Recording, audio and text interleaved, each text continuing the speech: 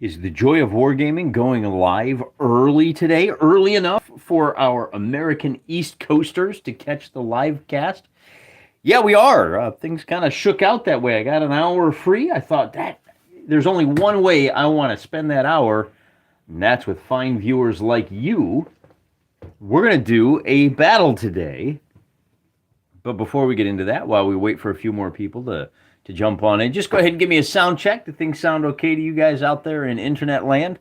And I'll tell you, it's been a week. It's been a great week. It was Thanksgiving week, so we didn't have an opportunity to peel away from the family.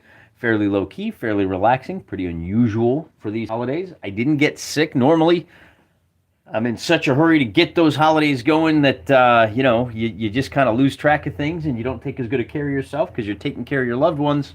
And then I get sick and I spend the whole day in bed. Didn't happen this time. It was great. Very restful.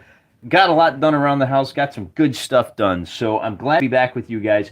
We're not going to be going into the Wolflands today. Unfortunately, boy, it looks really dark in here today. There's nothing I can do about that. Sorry, guys. I hope you can kind of see. Let me zoom in a little bit closer.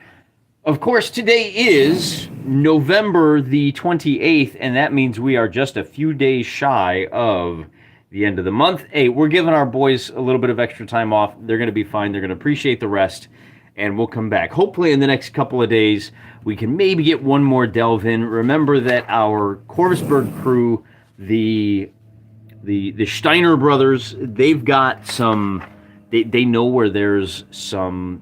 Zoom in. We'll do the whole shaky cam thing a little bit. They know where there's some ferret pelts. Ferret pelts are very valuable. There's a bunch of them, but we know where they're at. We can get in, get out, make some cash, and have a great Christmas break. In the meantime, we had a battle fought over in this part of the campaign map. In fact, it was fought right here in this hex, here in the upper part of your screen, and that's going to have serious ramifications. The dwarves were decimated. They came in 2-1, and they got trounced by goblins who came in with a better plan. It was so much fun, I thought, I want to do that again. And I want to do this from a pure wargaming perspective. I wonder if we could repeat that same process here as on paper, similar to the way we would run a straight-up miniature wargaming, just a one-off, a Warhammer Fantasy Battles, for example. And in our last episode, we put together 2 rosters. This is how we did it. We rolled to see who would be fighting, and it was going to be elves versus orcs. And wouldn't you know it, the elves of Atamar, that's the old boys here, there's only 60 of them. I've taken the time to prepare a much nicer and more robust. I wonder if I adjust these blinds, if I can get a little bit more light in here. We get a much more robust suite of elves. There's only 60 of them. But before we get into the battle, I did want to mention this is a great system for generating even battles. The number of hit dice that you get from factions, if you look at the orcs, you get 400 of them. If you look at, say, Leprechaun, all right, well, Leprechaun's probably a bad example. But if you look at something like, well, I don't know, at least in the humanoids, you can get 40 to 400 kobolds. And then they're going to get some power-ups down here. They're going to have some pretty good odds. Now, you're not necessarily always going to get a perfectly matched battle in the same way you would if you were, say, purchasing points using 1,500 points or gold crowns or whatever your system is. But you will get, on average, if you play 100 battles, they're going to be fairly even. And with all those little power-ups, you will always have a unique force that is there to create a fun and unique battle for you. In the case of our elves, we didn't roll very high. You only get 220 to 200 of them. 60 is not much, but what we do have is a Fighter 3 Magic User 1. He's got a scroll of protection from normal missiles. That may come in handy. Now, it only lasts, I'm going to have to look up the rules for that. I think it only lasts for 1 turn, but that might be the turn. That turn might make all the difference. He does have 2 second-level fighters helping him out, and then we've got 60, and it turns out they've got 2-handed swords. Now, elves are 1+1 hit die. We're using the stats in here, by the way, and this raises some interesting questions. Hey, if you're using Fighter 2 from this book, so if you look at the entry for elves, it says, oh, you've got 40 to 400 of them, plus you've got these second-level fighters. Well, wait a second. If they're second-level fighters, do I use second-level fighters in this format? or do I just assume that they're 2 hit die creatures? Do I assume that they have 2 of the standard hit dice? Because elves are 1+1 hit die. Does that mean our second level fighter should have rolled 2 dice and add 2? And that's what I've done. Which combat matrix do they use? And this is interesting. Before we even get to the fight, this is probably worth a whole video on its own. Let's take a look at the combat matrices here real quick, because I want to show you what happens. This is a very important question. People talk about these tables all the time, and they never really look at them all that closely. If you are using elves, and they are a 1+1, so let's just back up a step. If I have an elf and he's fighting at 1+1, he is going to be hitting an armor class of 0 on 18s. Well, I've promoted him now. He's not an elf. He is a fighter 2. So that same second level fighter, if we come over here to that matrix, he is going to be hitting on 20s. We just lost. We're 10% less likely to hit because we promoted the guy. He's got enough experience that he is going to be fighting worse. Well, that doesn't make any sense to me. So that's one of the things you need to be aware of when you're using these attack matrices. It's not as simple as you think. The other issue that I haven't talked about in any of my videos so far is that a fighter only gets a +1, well, he gets a +2 every other level. This is the column for first and second level, and then at third level, he hits AC 0 and 18. It's worth pointing out that there are special notes. Fighters can advance by +1 at every level if you choose. In later editions of the game, when you use THAC0, I believe 2nd edition, that's what they do. A fighter that goes up in level gets a +1 every level. That's certainly the way base attack bonuses work in 3rd edition, and I believe in 5th as well. But for our purposes, we're not going to be using these matrices at all. Because we've generated our forces using the monster manual, we're going to assume our second level fighters on the elvish side will not be hitting on 18s, they'll be hitting on 16s because they've moved up to the 2 hit die bracket. I hope that makes sense to you guys. Now, I'm not going to tell you which way is right because the rules don't tell you which way is right, but I will tell you is that whichever way you decide to roll, be consistent in your application, not just from side to side, but also from game to game. We will be using that same rule when it comes to our orcs of Ravel Nelimixum, which this is, I named the orc war tribe after the elves. I used like an elvish word generator. So Atamar is 2-handed, and then I've got Turince Une and Turince Ata, which basically means like Sergeant 1 and 2. Tar Altavantil is our 3rd level fighter. He is our leader. Now, and oddly enough, all of our leaders on the elvish side, because they're 2 and 3, they're just going to have that +2. See, I've got here fighter 2, and this should say fighter 3. I've written their attack matrices down here on the side to make it easier to reference. Bear in mind, our elves also have a +1 to hit when they are wielding swords, which all of them are. And I already went through and I double checked. Hey, I've only got 2 armor classes that they're going to be facing, armor class 6 and armor class 4. I know what the bonuses are for those 2 when you're using a 2-handed sword. Makes it very easy. These boys are very speedy and they've got a higher armor class. See, armor class 5. Now if we turn our attention to the orcs. I'm doing a little bit of pre-game planning here. Welcome to the Sports Center, only without quite so many rainbows and so many mushmouth morons trying to explain. I've been watching a little more college football this year. Man, I thought journalists were dumb. I had forgotten sports journalists. I don't know where they get these guys from, man. They must run a net through a gutter because those guys are dumber than a box. You know what? I would say dumber than a box of rocks, but that would be an insult to box of rocks. We're not talking football. We're talking this. AC 6, so the orcs aren't quite as well protected. They're a little slower, which won't matter. But they do outnumber the elves 3-1. We've got 120 spear. We've got 60 crossbows. And I'm going to save the detail analysis. I'll just say this. Where our elves have 3 characters on the table, the orcs only have Durkin Cliff, and then he's got 9 guards. Oh, that's 10 guys? Oh, okay, well, they've got 11 hit points. Yeah, they're all about the same. Okay, I've got 1 extra stand of 10.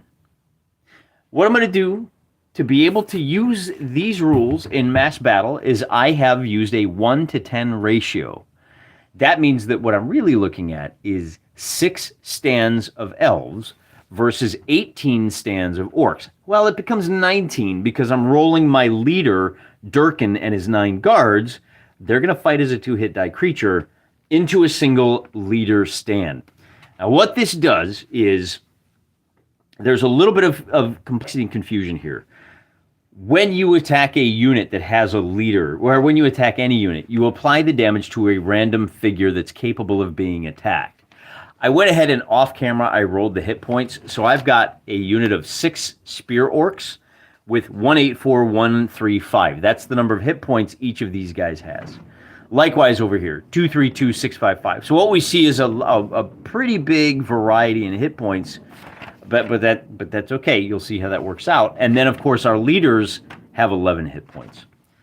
And then our crossbowmen have 8, 1, 2, 2, 5, 7. So oddly enough, our crossbows have gone with a weak center. And I just rolled 1, 2, 3, 4, 5, 6. Whereas our spear have kind of, they just kind of mix them in. They're a mob. This particular unit of orc spears, probably a little stronger on their left flank than on the right flank. The only real question that remains is which one of these guys do you want to put in the front rank if you're going to combine them? Or maybe you don't do that. Maybe you go 2 and 2. Now, we will combine these into a single unit of 12. We do that for a very important reason. These are spears, will double the number of attacks that they get in a melee round. These guys are at -1 because they're with spears. They're already at -1 against the AC 5. That's the armor class, the adjustment versus armor class, all right? The other thing that the orcs have going for themselves, so I should back up a step. The orcs only have 1 hit die. The other way you can do this is just say, you know what, orcs all have 5 hit points. If you want to simplify this, just every single figure has 5 hit points. That makes it easy. With the elves, every single figure would have what, and I get that number because the average result on, if you roll 100 d8s and then you divide it by 100, you're going to get 4.5. All right, round up to 5. The elves would have 6 hit points. I went ahead and rolled the dice just to make it a little bit more complicated, but you don't have to do that. So essentially what we're looking at here is that while the elves are outnumbered, they are far more survivable because of the armor class. They're going to be rolling with generally they're going to be at +3 or +4 to hit. The orcs are going to be at a -1 to hit, so they're treating all these AC 5s as AC 4, but they're going to get twice as many attacks. They also don't have the staying power, and likewise, just for ease of reference, I've pulled out whether our leader unit is attacking with a 2. He's going to be hitting armor class of 0 on 16s. All the spears, all the crossbows are going to be hitting armor class of 0 on 19. So there are our 2 forces. If you don't watch the YouTube shorts because they're addictive, holy cow, you'll sit down and think, I'll just watch a couple. 45 minutes later, you're wondering where all the time went. I did a little YouTube short to build the terrain for this battle. It is in the plains, and I built a little mini game. I said, I'm going to roll a d8 for each of my 9 sectors of the battle. I just made a little tic-tac-toe board. I rolled the d8, and then whichever way the triangle was pointing, that's the corner that would have the terrain feature. So here I rolled a 3. So this feature down here, look, and then a 1 would mean there are trees, which slow movement by half. Not for the elves, but it blocks line of sight because I rolled a 3. In this case, I would say, well, you can't. It's a ravine. You can't move across it, and it does not block line of sight. So I would draw a little box here or a linear feature that says you can't move across this, which would be great for our crossbow orcs. But we didn't get a lot of terrain. The only line of sight blocking terrain was this set of ruins up here. Also, because they're ruins, right? I don't know if we're on the banks of some Lord of the Rings river. Maybe we're somewhere on the Anduin. But ruins give you a +2 armor class when you're inside the ruins. So I think there's really only one strategy for our orcs. Given that we have such little, we've got these crossbows, we're going to be able to plink at the elves at least once, hopefully twice. We put our crossbows right here, and we're going to put 1, 2, 3, 4, 5, and there's 6 right there in the ruins. They have a field of fire that will allow them to take advantage of the fact that we've got rocky ground that slows movement by half. The elves aren't going to want to come through there. We put our 12 1, 2, 3, 4, 5, 6. We put our 12 spearmen right here, and just like that, we've got pretty good deployment. Although I should back up a step. The end zones here are separated by 190 yards. Remember, 1 inch equals 10 yards. I've reduced that by half to squeeze it onto a single piece of paper. I think it's going to be a little more legible for you guys. And just to show you, I ain't lying, brother, there's your 9.5 inches. So really, this is going to be what happens on the first move, the first turn for the orcs. They're going to move into position, and that's it. For our elves, they aren't stupid. They've scouted it out. We know that that's what the orcish line is going to be. This is going to be a fairly straight up fight. We don't have a whole lot of complexity to deal with here. 4, 6, and you know, in retrospect, I'm going to ignore the hit points. I see the chat has thoughts on that, and I appreciate it. But to streamline, simplify, and get us out of here, the only one that doesn't, I'm going to put one extra figure back here. We're going to put our leader leads from the front. So these are our orcs. Our leader leads from the front. And I'm also going to declare that the leader is holding, this is one of the things in the entry for Monster Manual, our orcish leader is holding the banner, or at least that unit has a standard, which means they attack at +1 hit dice. They're going to be attacking as a 3 hit die creature. It gives a +5 morale boost to everyone in a 6-inch radius. Because our leader is classed as a 2 hit die creature, that's also going to, and the way we've talked about doing this before, our leaders give a morale boost, non-cumulative. Your highest leader within cinches will give a bonus of +5 for every level after the first. In other words, a first level fighter doesn't provide any morale boost. He's not that great. A second level fighter on your side, you're feeling a little bit better about how things go. A fourth level fighter, a hero, if you will, provides a 15% morale boost. And that's going to be important as we go forward. You'll see why. The issue that we have to decide with the elves is where do we put our leader and our 2 fighters?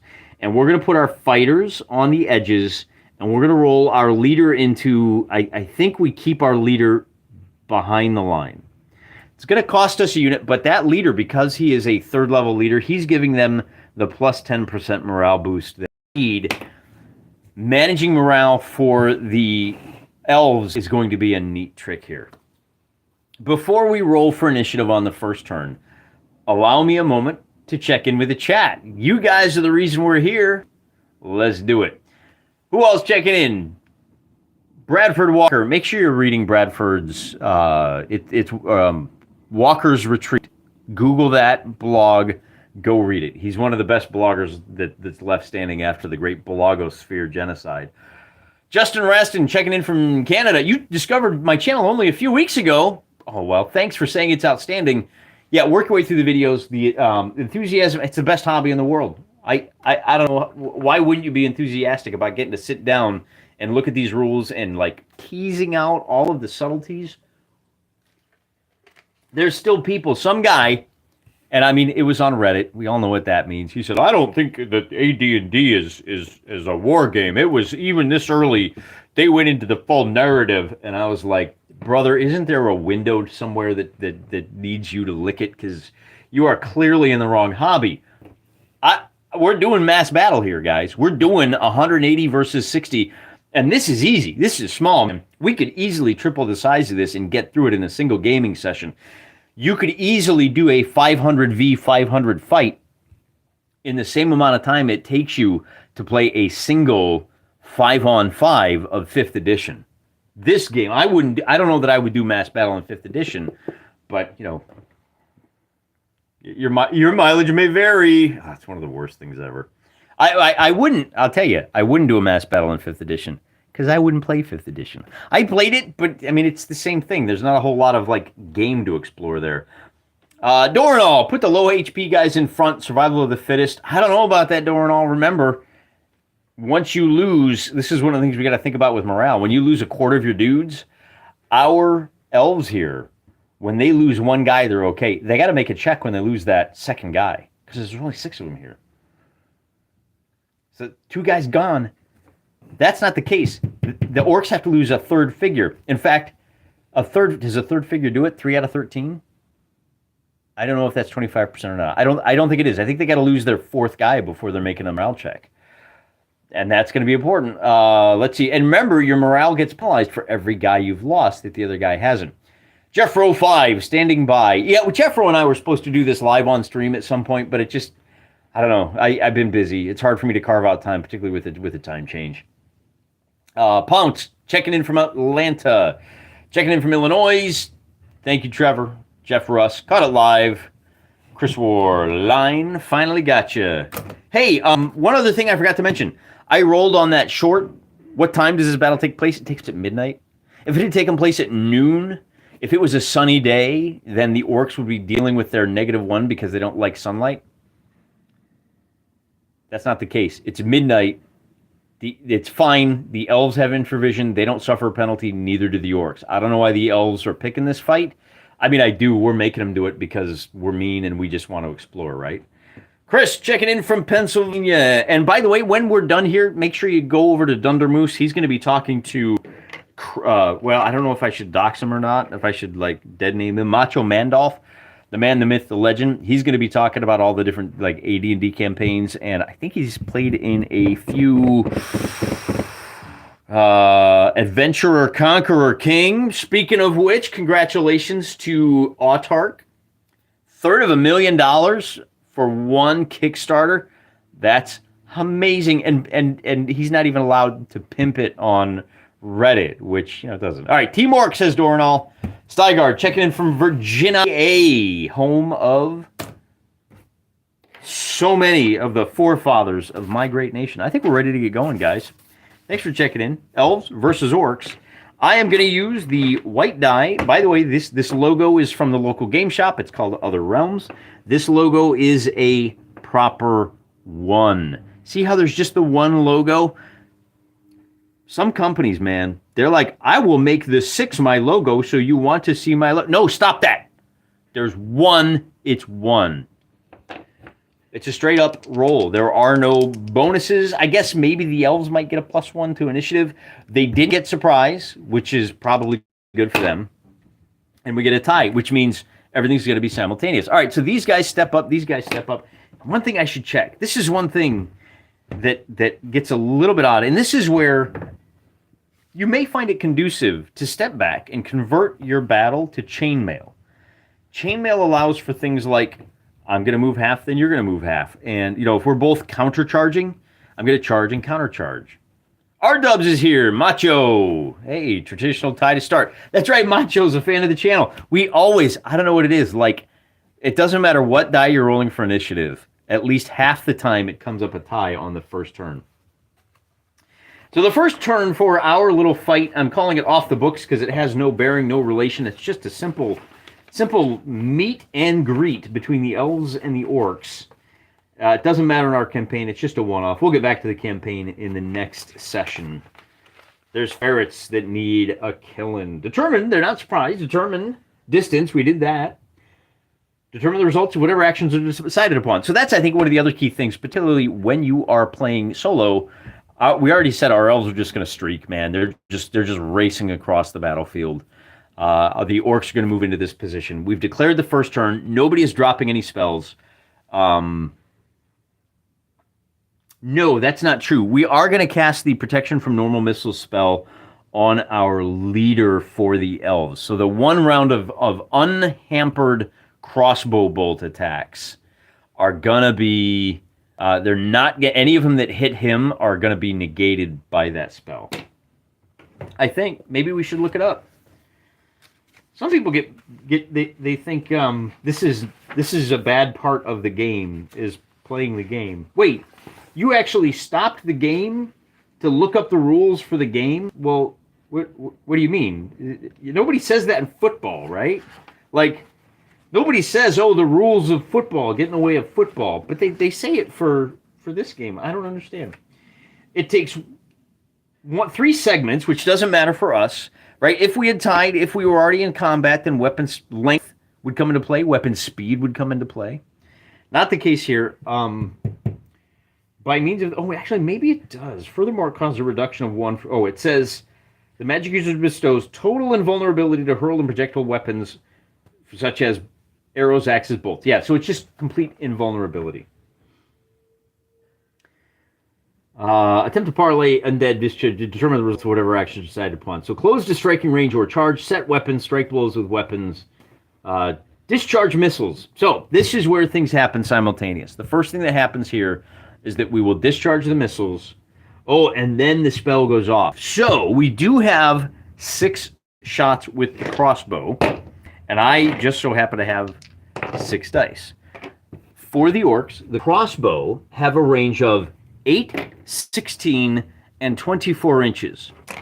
Meaning anything up through 8 inches, and look, oh, on this first turn, here's 8 inches right there. Our elves, oh, wait. Is that true? We discharge, then we close or charge, and then we set weapons, and then we strike blows. When do you actually move? If you're just moving, I think that happens at the same time as charging.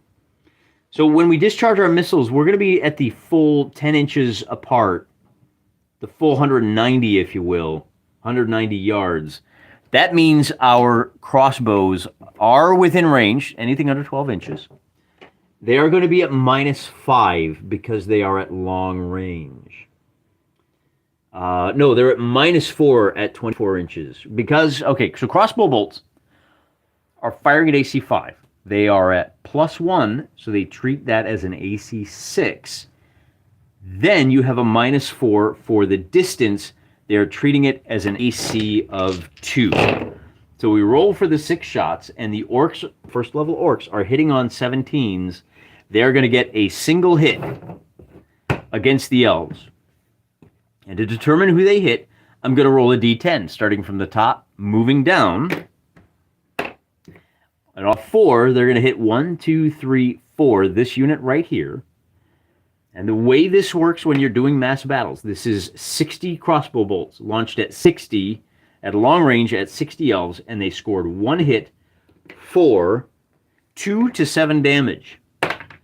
They do 6 damage, and they will already have killed 1 of the elves. Then the elves will move up. They have a movement speed of 12. On this turn, they will race up 6 inches to here.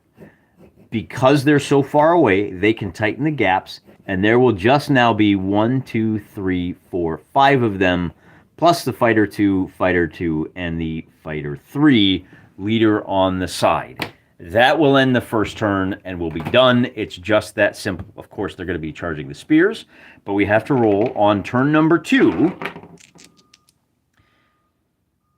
to find out morale. The white dice are for the elves, and the elves get the advantage. So this is going to be important because they're going to be charging into the orcs. Question for the chat. Do the orcs have time to set their spears to receive that charge? The first thing that happens is, let's see, when we do initiative,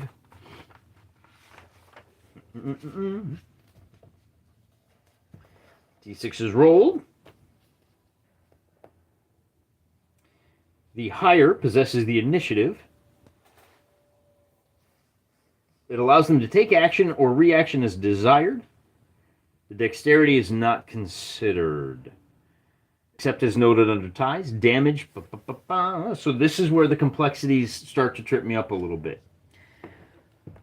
Our elves have a movement speed 12, and they have the option of merely engaging. They can move to engage and forego their attacks. Set spears is done in initiative order. Okay, here we go. So here's where I check in with the chat. Oh no, the initiative is R. How do you determine? Oh, actually, it was 1v1, right? The R's is 1. How do you determine whether the missiles interrupt the spell? Well, in this case, it doesn't matter. They're not going to, because the spellcaster is behind a line of figures he's protected.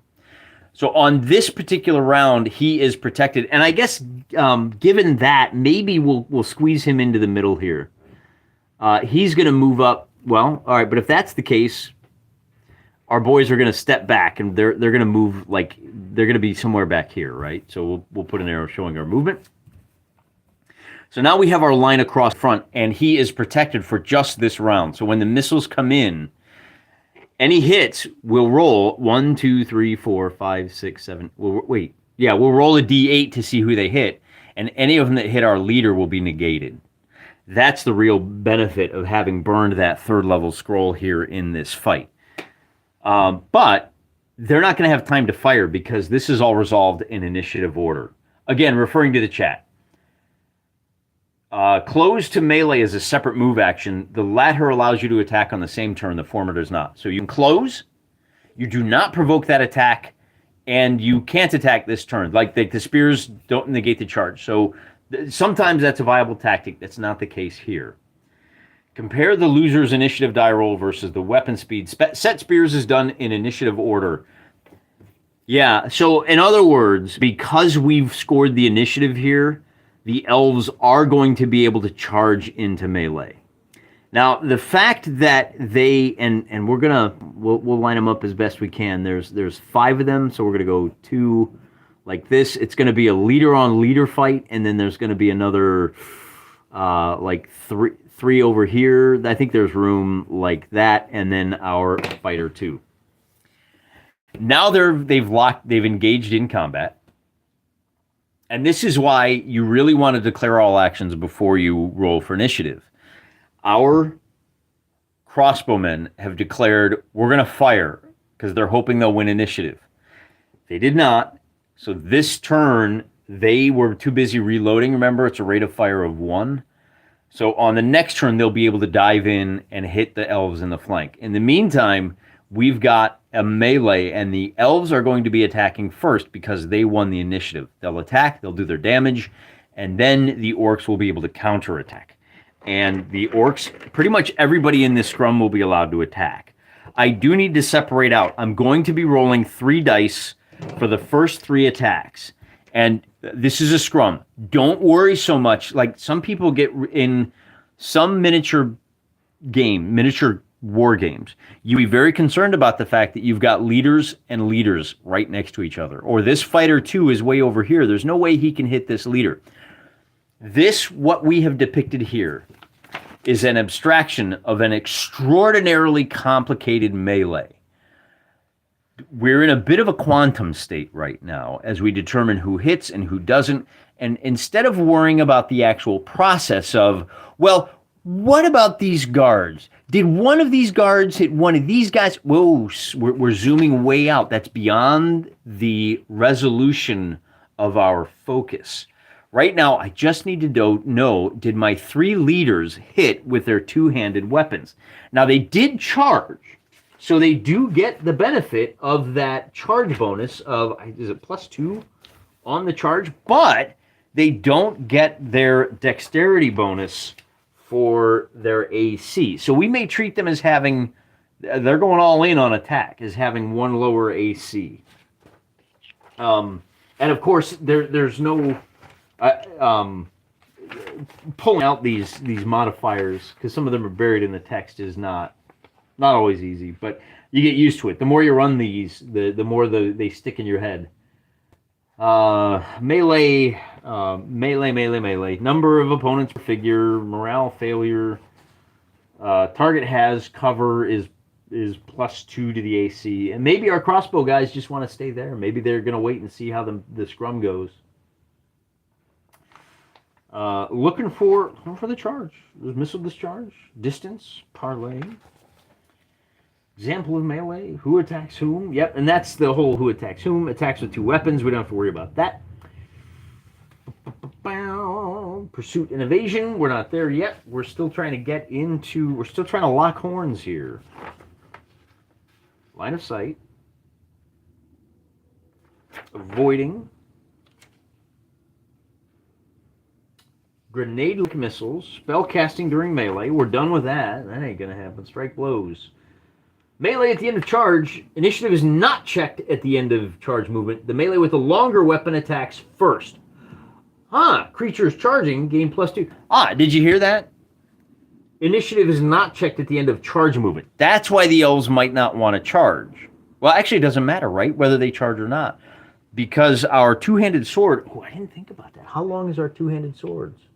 The spears are 10-foot spears, and our two-handed swords are 6 foot.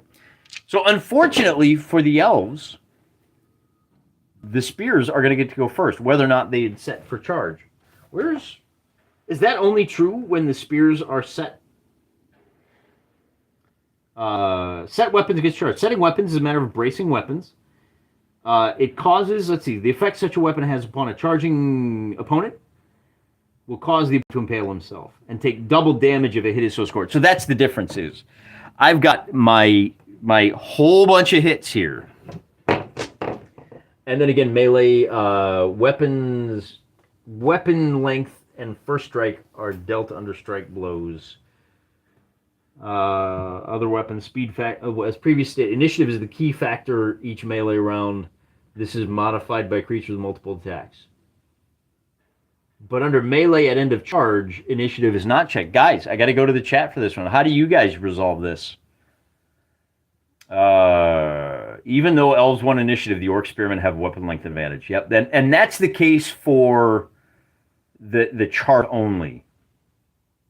So here we go, and this is, look, we've only been at this a couple of minutes, right? We're 36 minutes into this, but the fight itself, we've only been doing for like 5-10 minutes. Set spears is done in initiative order. So essentially what happens is if you set spears, you do the double damage. That's the benefit of setting spears. Regardless of whether you've, quote, set spears or not, the weapon length comes into play, and the orcs get to attack first.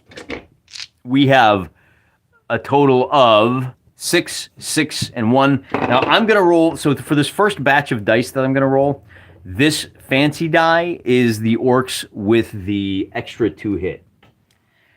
They're all wielding spears. They're all going to be hitting on, so we're attacking AC 5.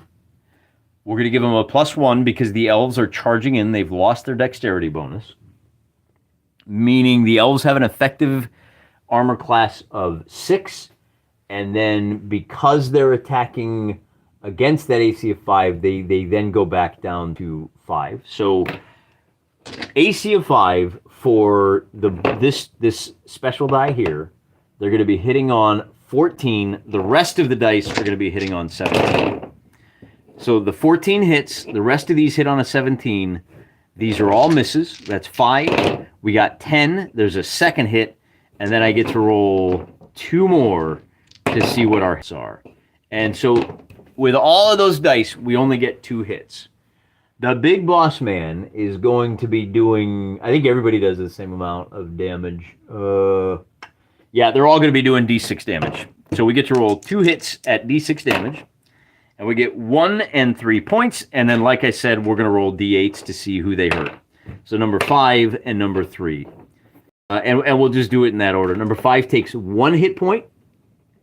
And number 1, 2, 3, 4, 5. And number 3 takes 3 hit points of damage, leaving them with 2 and 4. And now the elves get to show you what the knife ears can do. I'm going to roll 3 dice first. These are for the leaders. Now, the leaders work a little bit different because it's just one guy. Every hit that we do on these dice will do 1 hit point worth of damage. One way to think about this is for every successful hit by a leader, they kill one of the guys in line, and that's just one of the hit points that they have. For the elves, they're going to have an easier go of things. They are attacking a unit with an AC of 6. They have a +3, meaning it's an AC of 9, +1 with a sword. They are only hitting they are attacking armor classes of 10. These 3 guys are going to be hitting on 6s. We get a total of, and here we go. This is what I'm talking about. The weird logo on my countdown die is a 20. So we get 3 hits. And in our front line, we've got 1, 2, 3, 4, 5, 6, 7, 8. So again, I got to roll the D8 3 times, and it's going to be 7, 2, and 3. So each of these guys, so 1, 2, 3, and 7, each take 1 hit point of damage. But now the other 5 get to step in, and they're going to be hitting on 8s. And we got ourselves a scrum. But we only scored 2 hits altogether. That was a 12. And here's where the numbers should begin to tell. That two-handed sword is going to do D10 damage. We're going to do 3 points, and we're going to do 4 points. That's a little disappointing. And that's going to be on number 8 and number 1. Oh! So, this is... What were my circles here? My orcs had... Oh, no, those are the elves. I'm sorry. This guy is going to take, was it 3 points of damage? And then this guy down here is going to take 4 points of damage. And that's going to be the end of the turn. Now we have a problem for the elves, because our crossbow orcs, we don't have to check morale yet. The elves have lost 1 guy. The orcs have lost none. The only reason we might attack... Well, let's think about this. Let's check the morale. Let's see when you check morale and see if any of those apply. Faced by an obviously superior force, such as in melee, when one force is hitting twice as often as the other. Well, we're rolling 13 dice compared to... 1, 2, 3, well, I mean, it's 5. Oh, maybe we should check each round. So the elves are going to be rolling just a basic morale check. They're at 50%, plus 10 for the leader. They, in order to keep their morale, it's going to be 60%.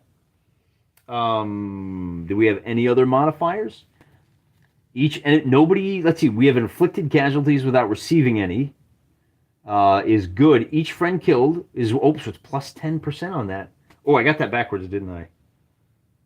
The morale bonus, the base score is 50%. We're going to be at, we've received a casualty and we didn't inflict any. We're at a base of 30%. And we had 1 friend killed, so we're going to be at a base of... Oh, no, I'm sorry. We're at a base of... For the 1 casualty we received, we're at a base of 60% now. And then it goes to 70 if we roll 70 or less. The good news is we get a bonus of 10 to our roll. So let me say that one more time. We need to roll 70 or less. If we roll, did I get that right? Morale checks. For every bonus, it's more likely that for every plus 10, because we lost 1 guy, it goes 60, 70. If we roll less than 70, we got a problem. But we get a plus 10% to the die roll because our leader is still with us. So we scored 110. The elves are doing really well. They're feeling pretty groovy about this whole situation. The orcs don't need to worry about it. And morale will change in the next round. So as I said, the only thing we have to declare is do the... Oh, you know what I forgot though? I forgot to include the plus 2 for those elves. Did I miss a hit in there somewhere? They were hitting on 10s. They were hitting on 6s actually instead of the 8s. I might have cheated them on that charge. Did anybody in the chat catch it? Don't forget elves have +1 to hit with short or long swords. Oh, the +1 doesn't apply to his right-handers. Oh, okay. Let me cross that off. I thought it was for swords. Period. You want to look real quick? We can just double check. It'll only take a second. In fact, if you have really good book control, that's one of the things you need to be an elite level gamer. Is book control, to be able to flip just to the page you need. Elves are right here, and it says +1 with normal bow or sword.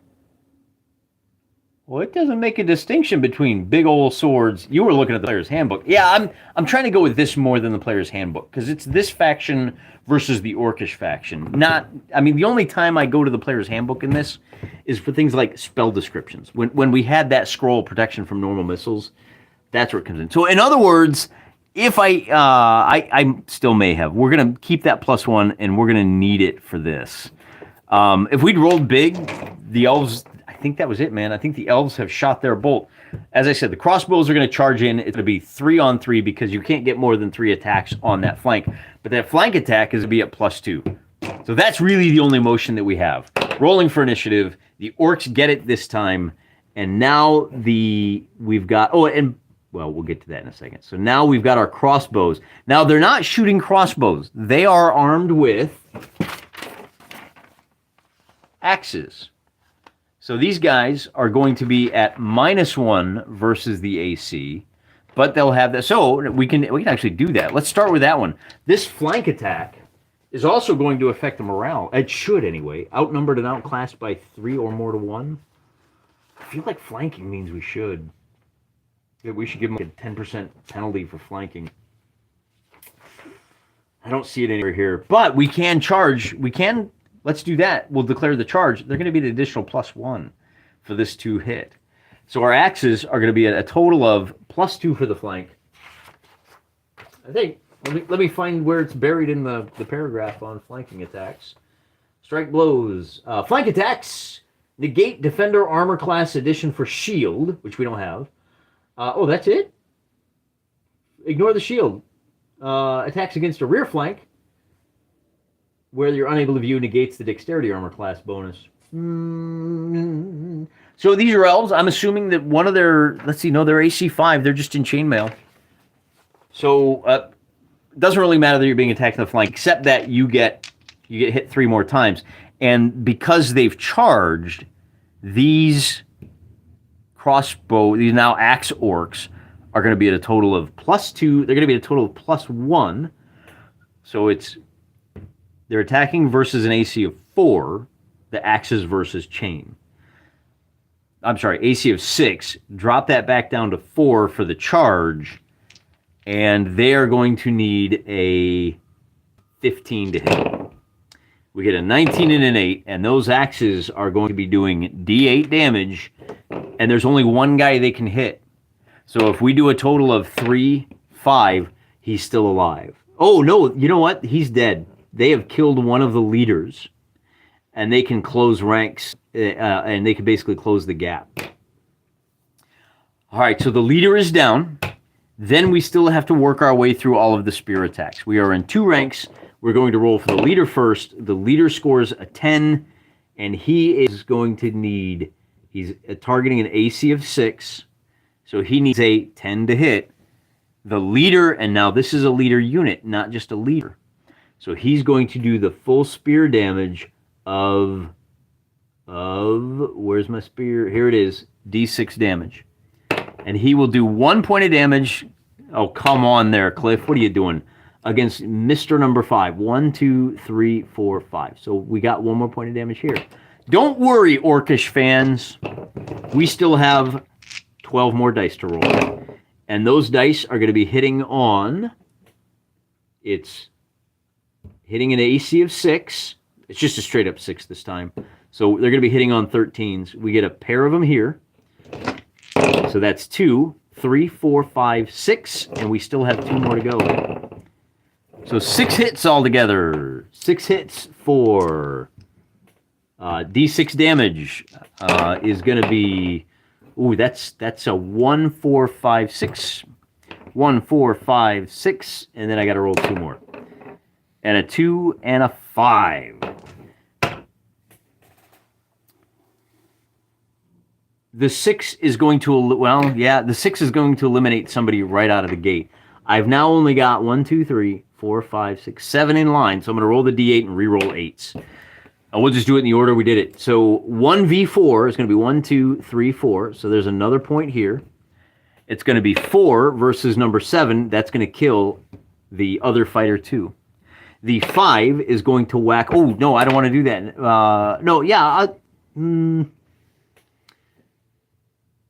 Do we reduce it as we go? Yeah, they're withering. They're getting whittled down. We've only got 6 guys left. Number 5, that 5 hit points is going to kill a guy because he had already taken 1. We're saying they have 6 hit points. And then the 6 is going to kill 1, 2, 3, 4, 5. I'm going to roll a D10. Everybody gets 2. So this guy goes down. Then somebody's going to take 2 hit points worth of damage. We'll roll the D6. 1, 2, 3. The leader is slain. And then we've got that last 5 points of damage. And the only 3 guys left all have 5 points of damage. So it's going to kill this one. We're going to be down to our last 2 elves. And those elves do get to attack. No, wait a minute. No, I take that back. Before they attack, the melee checks are taken at the time that the condition first applies. When you are at 25% of your party eliminated, you make the check. Now, I'll say this. We've run through the melee attacks for the orcs. We have to make the morale check right now. And because we have lost 1, 2, and we're going to have to make 2 attacks because we actually need to make 3. The leader is slain. We've got 25% of the party eliminated and 50% of the party eliminated. We're at a total of 5, or since it all happened at once, this is a good case for interpretation. We're going to make 1 check. And we'll do this slightly, rather than make a check for each of those, we're going to make 1 check. And honestly, I don't think it matters. The end result is likely going to be the same. After all, we are at a total penalty of -5 for the quarter that are dead, minus another 15 because half of them have been slain, minus another 30. We're already up to minus 50%. We're at 100% chance of failure already. And we still haven't gotten to all of our friends are dead. We're at 100, like 6 friends are dead, and the leader. And we're outnumbered. We're at like 180. So the elves are going to run away. This was just too much for them. They will leg it 120 feet. But as they do, I count 1, 2, 3, 4 guys that are going to get to attack, one of whom is the leader. And this is going to be, they only have 4 hit points left. We're going to get a total of 3 hits on these guys running away. And it's going to do, well, 1 hit point there, but the 5 and 5, they only have 5 left. So those 2 elves are going to be cut down. It's a total party wipe. It's a TPK. Outnumbered 3-1, we're not too surprised. It didn't necessarily have to go down this way. Everything, like the battle itself, like everything went against the elves here. Fighting at night so you don't get the extra -1 to the orcs. Having absolutely no terrain to fight in, like this is just an open plain charging. You're outnumbered 2-1. I wish my autofocus would just calm down. Jeez. You're outnumbered 2-1. You have to survive 1 or 2 shots from crossbows that are sure to whittle you down. I'm actually really impressed. That 1 shot, that was really good, man. We got some marksmen in this orcish unit. But not being able to, like, sneak up on these guys was not necessarily a battle maneuver. It was really just, I mean, it was like, this is a World War I battle. You know, the elves popped out, and they just stormed across the no man's land, and they were stumbling through shell holes and all kinds of stuff, and they just got decimated. I still think if they had done better, if they had managed to kill, let's reset the clock. If they had managed to do, I mean, we got 5 attacks. In a reasonable attack, you're likely going to get, this would have been 3 hits, and you're doing D10 damage, right? So 3 hits, 1, 4, boy, this die is terrible. And 1, I mean, if you kill 2 of these orcs, does that make a difference? Man, I don't think it does now that I think about it. I think the elves needed to bring some longbows of their own. I think the elves needed to rely on kind of a long-distance fight, leave the bows back there, whittle down these numbers a little bit, get 1 or 2 kills before you charge, so that as you charge, if you can get the 2 more kills, you're forcing the morale check. That's really the only way the elves have to go. As I said at the start of this video, we're just about done. We've been going at it almost an hour. Thanks for your help. Thanks for your help, chat guys. Or they could have brought some giant eagles from their lair. Yeah, you know, one of the balancing factors here is if you look at the elf entry, there's a chance that they've got some superpowers in there. For every 20 elves, for every 40, there'll be a fighting level. If they had 100 of them, if we just had the average amount, then they would have had that 4th level fighter, 8th level magic user, and an 8th level magic user can drop some seriously balancing spells. They can do some serious blamage, or, you know, whether it's some hallucinatory terrain or some invisibility, they are a force multiplier like nobody's business. But there's also, if you dig a little deeper in here, they are more likely to have magic items. They also, where is it? They don't favor horses. There is a 5% chance of unicorns, right? They might have had 10 to 30 elf maids. That could have made the difference too. That many unicorns, hitting the and attacking, even just 1 to 3 of them, hitting the spears in the flank, could have taken out the 1 or 2 guys that forced the morale check that mean the orcs go bye-bye. But again, the orcs even had that banner. The +1 to morale, you're going to have to do like 5 hits before you're going to kill them. And look at us. Look at us. Look. Ultimately, whether this fight was fair and balanced or not, it was fun. It was interesting. And it raises a lot of questions. And it gives you plenty of opportunity and scope for Monday morning quarterbacking. What could you have done differently? Hey, elves, maybe don't fight. That's what you could have done differently. I don't think they didn't do a single casualty against the orcs. Man, the orcs are going to appreciate that upgrade in chainmail, aren't they? This is 2 for 2 that the bad guys have won mass battle combat. I think you generally want to avoid mass battles in AD&D, and maybe the like story gamers have it right. Yeah, I don't get involved in mass battle in AD&D. Yeah, it's deadly business, guys. I'm gonna check the chat one more time, see if there's anything else you guys have to say. Again, apologies for the like. I hope that you guys can see this well enough.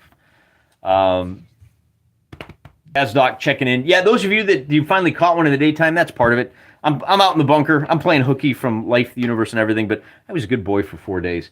Not dietary-wise. I'm going to be paying the price for that over the next few workouts, but, you know. Christmas is coming. The Wargamer's getting fat. He's put an unpainted miniature in the Wargamer's hat. Please put some critical hits. Put some 20s in my hat. I could use those. Till next time, guys. I'm praying for you. Oh, it's here. I just have I had to get a new one because I lost it.